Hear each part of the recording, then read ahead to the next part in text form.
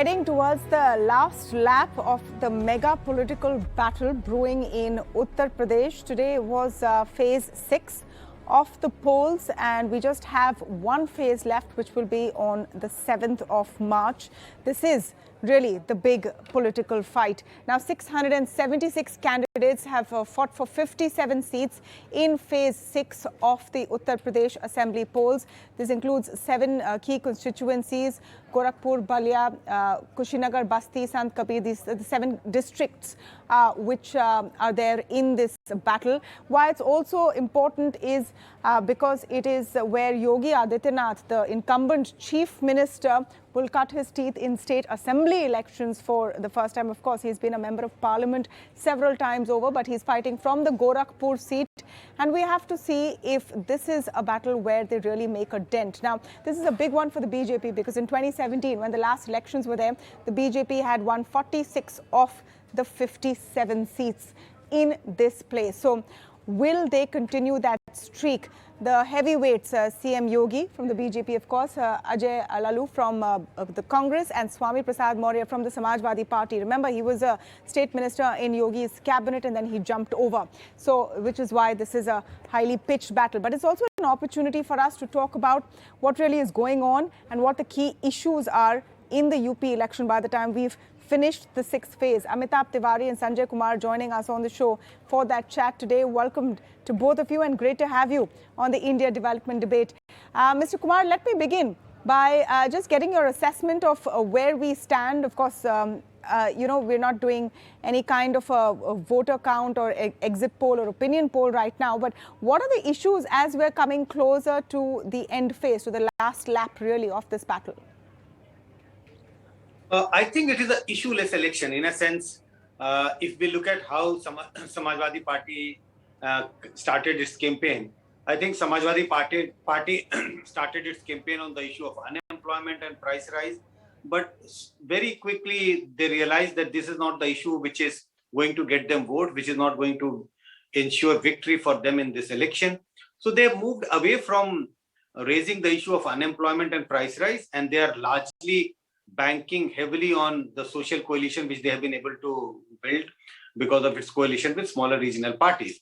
So for Samajwadi Party, the main issue is the social coalition which they have been able to build. They are trying to use the issue of,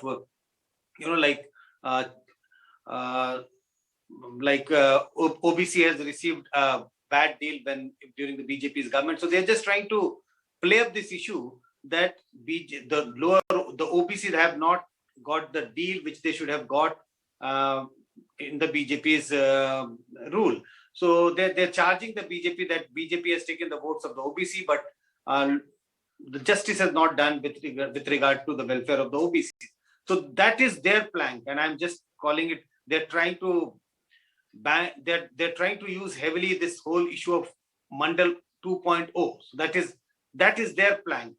On the other hand, BJP is trying to use law and order as a larger issue in order to cover up for the losses which BJP is facing, that they would suffer because of the fragmentation of OBC vote. So BJP is trying to use the law and order issue, the Atankwad issue, and now, especially after what is happening in Ukraine and Russia, also trying to use this issue of the country needs a strong leader. You know, I was going to come to that, because I was surprised to see how evacuation of students has also become a political touch point. Amitabh Tiwari, is it something that will resonate with voters?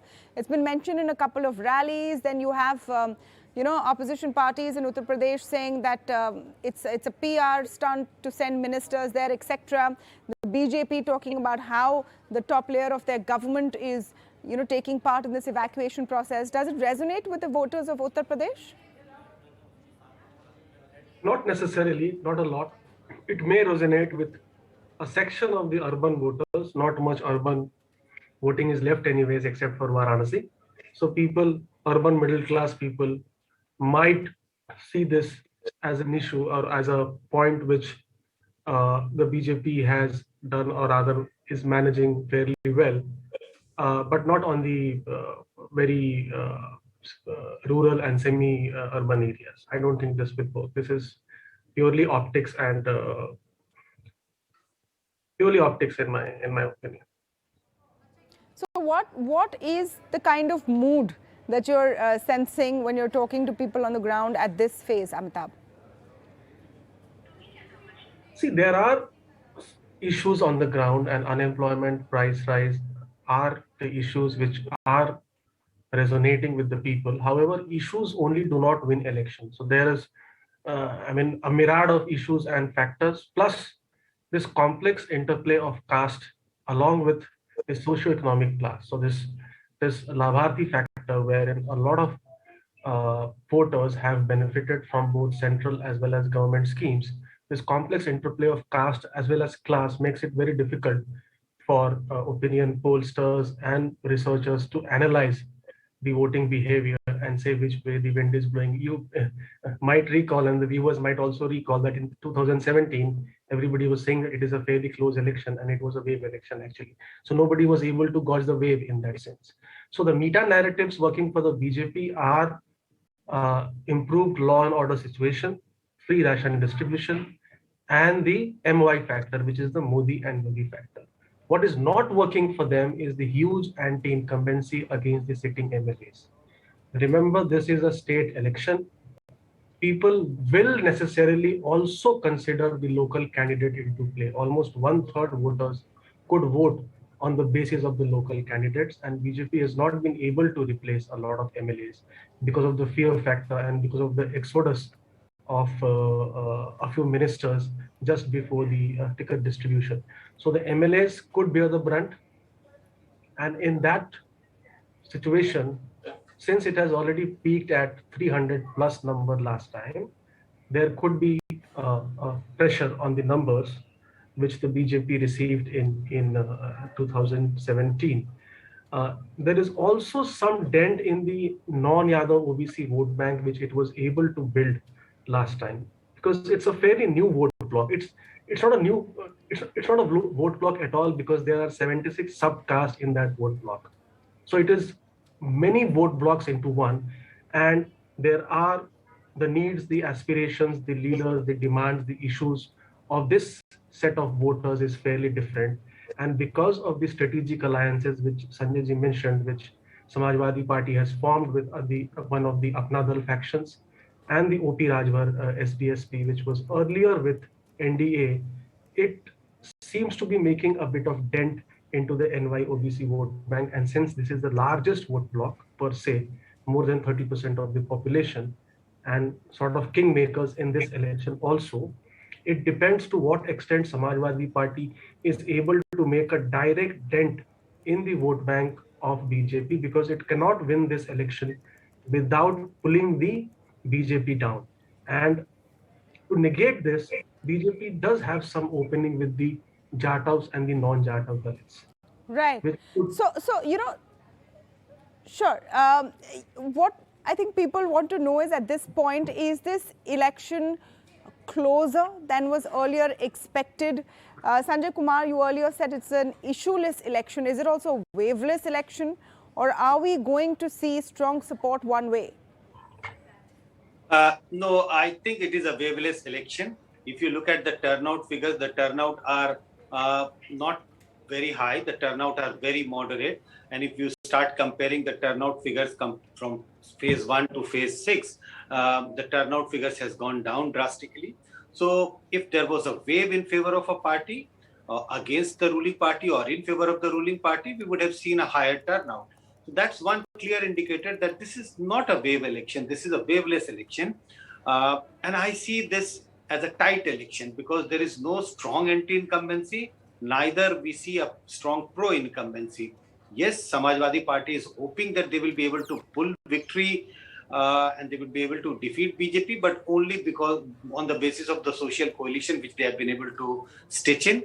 I don't think that there is any euphoria for voting in favor of Samajwadi Party and the allies. It's only the social coalition, because of the coalition which they have been able to build with different parties. So that group is coming together, which will result in increase in support base of Samajwadi Party by, say, 6, 7, 8, 9, 10%.